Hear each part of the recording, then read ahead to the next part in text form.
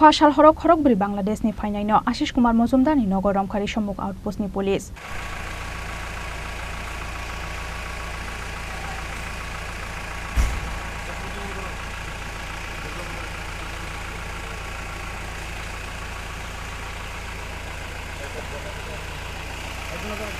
Aboni yagulo borok no yafari rijaka bilonia police ni yago paithago shawimangkha surato thangnani bagai haste o phemani borok.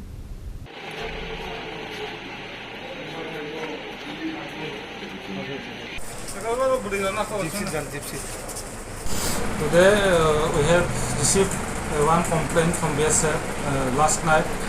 The BSF and along with Rishyamukh outpost received one information that all Bangladeshi have entered illegally through Indo-Bangla border and took residence at one house, that is Asish Majumdher. Accordingly, to verify the information, BSF along with Rishyamukh police outpost jointly conducted raid, and during raid found total 4 persons of Bangladeshi, 2 women and 2 men, and accordingly they have handed over to Bangladeshi affairs.